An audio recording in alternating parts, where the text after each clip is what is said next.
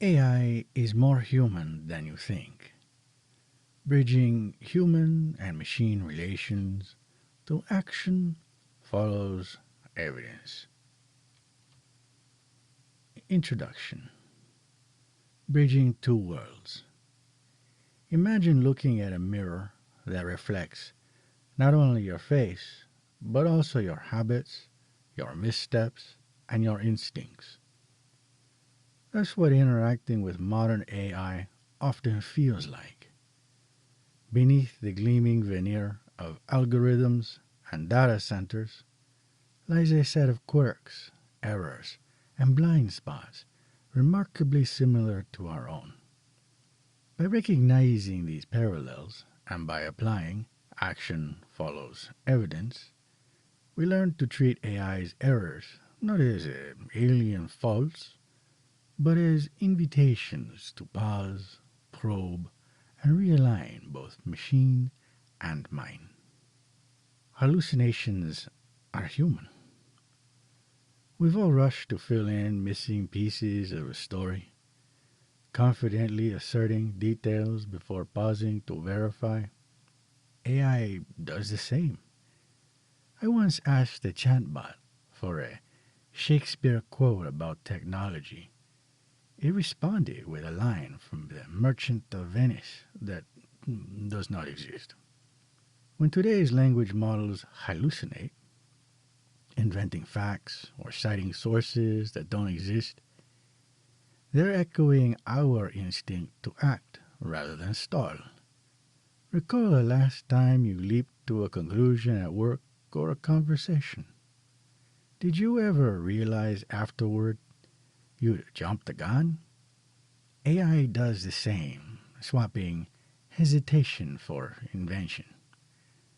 Understanding this shared tendency helps us to build guardrails, simple checks that remind both us and our digital counterparts to slow down and seek evidence. Before accepting any bold claim, yours or AI's, or even other people's for that matter, trigger the action follows evidence gate. Ask, what concrete data or shared norm justifies this? If no evidence emerges, loop back to gather real sources or negotiate a shared reference, just as you would with a human colleague. And if there is none, well, that means there is a third factor. Drift mirrors forgetting. Human memory fades. Names, numbers, even entire events blur as our brains prioritize new experiences. AI's parallel is drift. Ask ChatGPT to summarize your meeting from yesterday, and you may find key decisions missing or mischaracterized. Think of a time your phone forgot your saved Wi Fi networks after an update. Frustrating, right? AI's memory windows work the same way. As models compress vast logs of conversation into terse summaries or embeddings, they shed nuance and context. Imagine skimming a novel and later recounting only its major plot points, omitting subplots, character motivations, and vivid settings. AI's memory windows work the same way. Older details get pruned to make room for fresh inputs. The result is an erosion of fidelity, where early context can slip away, leaving responses that feel unmoored or inconsistent. Invoke the qualitative reference protocol. Identify the missing value, it might be accuracy, coherence, then frame a quick test question. Does this align with the original prompt? And reshape the output until it passes that check. Memory compression at scale. Consider a student who spends months absorbing coursework, only to blank on key concepts under exam pressure, recalling bits of jargon without the frameworks that give them meaning. Multiply that phenomenon across billions of parameters, and you glimpse the challenge AI faces. For example, there often comes a time while working with an AI for an extended period, say on an essay, where the AI loses track of earlier context and starts repeating itself.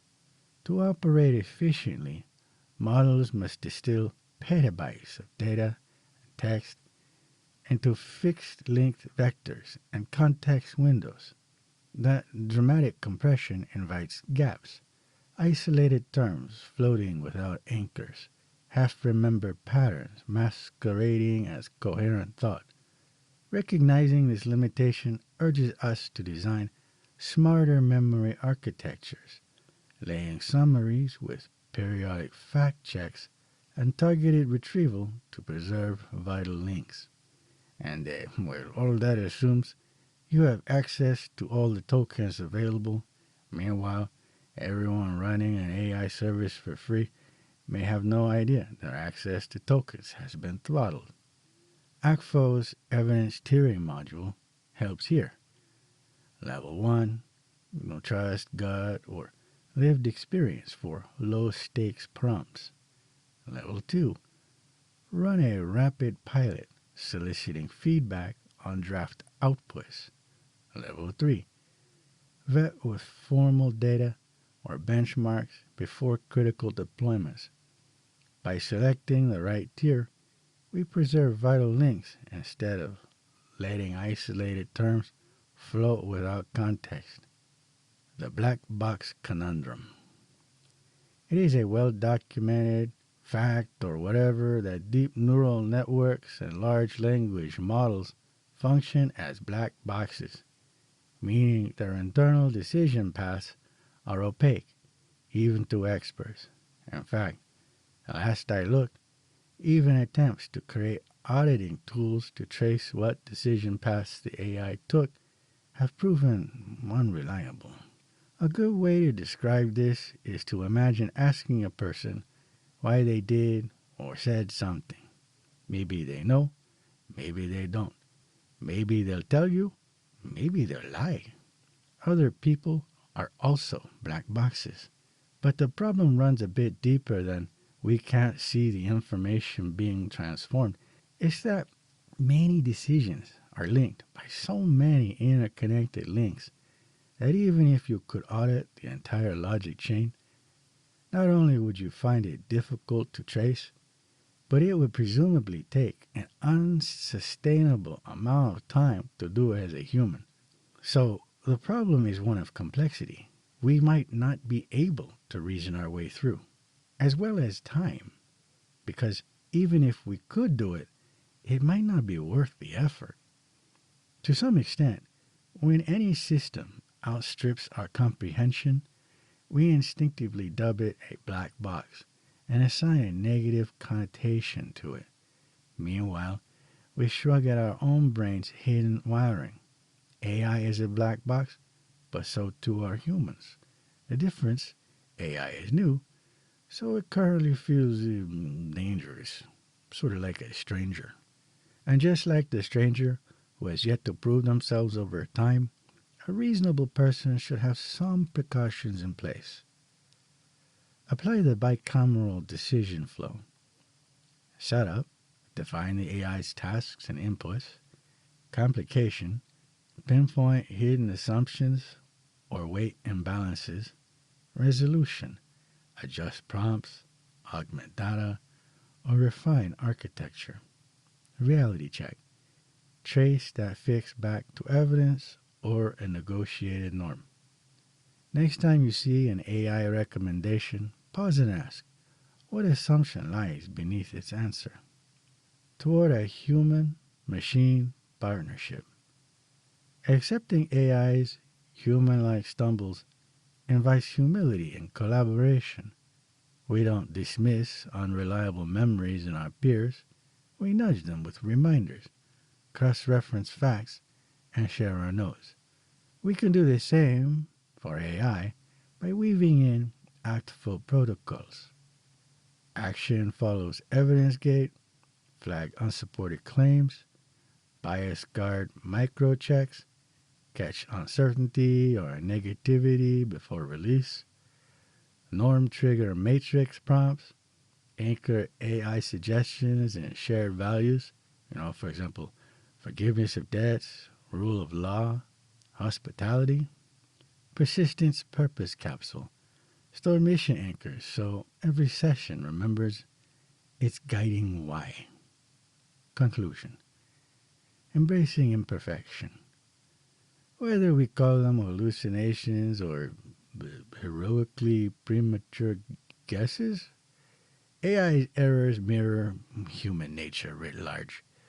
By applying ActFlow's checkpoints, gates, protocols, tiering, bicameral flow, and purpose capsules, we transform those stumbles into structured opportunities for alignment. The true strength of AI lies not in simulating perfection, but in amplifying our capacity to question, adapt, and improve together.